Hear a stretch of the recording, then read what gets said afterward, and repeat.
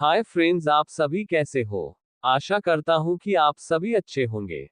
आपका हमारे channel VK Jatol classes में स्वागत है। आज के इस वीडियो में हम 30 जून 2026 के मुख्य करंट अफेयर्स और उसके एक्सप्लेन के बारे में चर्चा करेंगे। प्रश्न नंबर 1, हाल ही में 25 जून 2026 को 11वीं ब्रिक्स ऊर्जा मंत्रियों की बैठक की मेजबानी भारत ने कहाँ की। A, New Delhi, B, Gurugram, C, Mumbai, D, Hyderabad.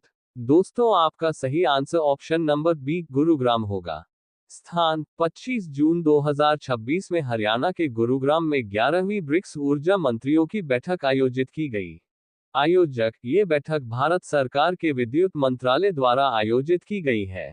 Theme, इस वर्ष के ऊर्जा ट्रैक का विषय सर्वेशा ऊर्जम एनर्जी फॉर ऑल रखा गया है, जो ब्रिक्स के मुख्य विषय रेजिलियंस, इनोवेशन, सहयोग और स्थिरता के अनुरूप है।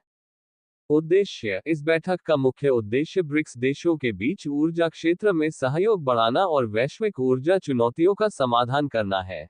भारत का प्रदर्शन, इस मौके पर भारत अपनी ऊर्जा उपलब्धियों को प्रदर्शित करेगा, जैसे सौर ऊर्जा क्षमता में वृद्धि, स्मार्ट मीटर का बड़े पैमाने पर उपयोग, और 2032 तक 410 GWh ऊर्जा भंडारण क्षमता का लक्ष्य।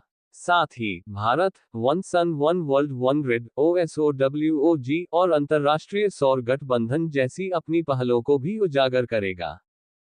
प्रश्न नंबर 2, हाल ही में ग्रुप कैप्टन शुभांशु शुक्ला की आत्मकथा the second orbit belief of a man dreams of 1.4 billion hearts का विमोचन किसने किया। A, Narendra Modi, B, Amarpreet Singh, C, Rajnath Singh, D, Anil Chauhan. दोस्तों, आपका सही answer option number B, Amarpreet Singh होगा। हाल ही में नई दिल्ली में एक विशेष कार्यक्रम के दौरान वायुसेना प्रमुख CAS air chief marshal Amarpreet Singh ने ग्रुप कैप्टन शुभांशु शुक्ला के संस्मरण का विमोचन किया। इस पुस्तक का शीर्षक है the second orbit belief of a man dreams of 1.4 billion hearts. विषय, ये पुस्तक ग्रुप कैप्टन शुभांशु शुक्ला की एक फाइटर पायलट से अंतरिक्ष यात्री बनने तक की प्रेरणादायक यात्रा को दर्शाती है। अनुभव, इसमें उनके चयन, कठोर प्रशिक्षण, अंतरिक्ष उड़ान की तैयारी और अंतर्राष्ट्रीय अंतरिक्ष स्टेशन इस पर बिताए गए उनके अनुभवों का विवरण दिया गया है। विशेष अवसर, यह पुस्तक विमोचन समारोह एक्सियम 4 एक्सियम 4 मिशन की पहली वर्षगांठ पर आयोजित किया गया। प्रश्न नंबर 3, हाल ही में खुफिया ब्यूरो IB का निदेशक किसे नियुक्त किया गया है। A, Tapan Kumar Deka, B, Ajay Bhatnagar, C, Sanjeev Kumar, D, Mahesh Dixit. दोस्तों, आपका सही answer option number D, Mahesh Dixit होगा। नियुक्ति, वरिष्ठ IPS अधिकारी महेश दीक्षित को देश की प्रमुख खुफिया एजेंसी इंटेलिजेंस ब्यूरो IB का नया निदेशक नियुक्त किया गया है। कार्यकाल, कैबिनेट की नियुक्ति समिति ACC ने उनके नाम को मंजूरी दे दी है। वे कार्यभार संभालने की तारीख से 2 साल के लिए इस पद पर रहेंगे। परिचय, दीक्षित 1993 बैच के तेलंगाना पूर्व में आंध्र प्रदेश कैडर के IPS अधिकारी हैं। वे वर्तमान में IB में विशेष निदेशक के रूप में कार्यरत थे। अनुभव, वे आतंकवाद विरोधी अभियानों और आंतरिक सुरक्षा मामलों के विशेषज्ञ माने जाते हैं। उन्होंने जम्मू कश्मीर और पूर्वोत्तर सहित कई संवेदनशील क्षेत्रों में महत्वपूर्ण भूमिका निभाई है। उत्तराधिकारी, वे निवर्तमान IB चीफ तपन कुमार डेका का स्थान लेंगे, जिनका कार्यकाल 30 जून को समाप्त हो रहा है। प्रश्न नंबर 4, हाल ही में इबोला वायरस के बढ़ते वैश्विक खतरे को देखते हुए एयर सुविधा 2.0 को दोबारा सक्रिय करने वाला देश कौन सा है। ए, भारत, बी, अमेरिका, सी, जापान, डी, ऑस्ट्रेलिया। दोस्तों, आपका सही answer option number A, Bharat होगा।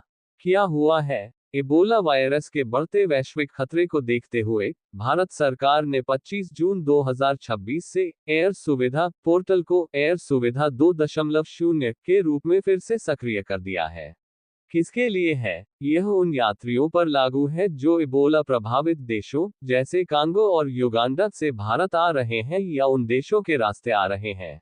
नियम क्या है, इन यात्रियों के लिए विमान से उतरने से पहले ऑनलाइन सेल्फ डिक्लेरेशन फॉर्म भरना अनिवार्य है। इसमें पिछले 21 दिनों की यात्रा और संक्रमण से जुड़ी जानकारी देनी होगी। उद्देश्य, इसका मुख्य लक्ष्य भारत में संक्रामक रोगों की समय रहते पहचान करना और एयरपोर्ट पर स्वास्थ्य जांच को प्रभावी बनाना है। पृष्ठभूमि, विश्व स्वास्थ्य संगठन WHO ने मई 2026 में इबोला प्रकोप को पब्लिक हेल्थ इमरजेंसी घोषित किया था। भारत सरकार ने इबोला से निपटने के लिए प्रभावित देशों को $10 मिलियन की सहायता और चिकित्सा सामग्री देने का भी वादा किया है। प्रश्न नंबर 5, हाल ही में ढाका में भारत के उच्चायुक्त के रूप में किसने कार्यभार संभाला? ए. रुद्र गौरव श्रेष्ठ, B. Vikram Misri, C. Binoy George, D. Dinesh Trivedi. दोस्तों, आपका सही answer option number D Dinesh Trivedi होगा।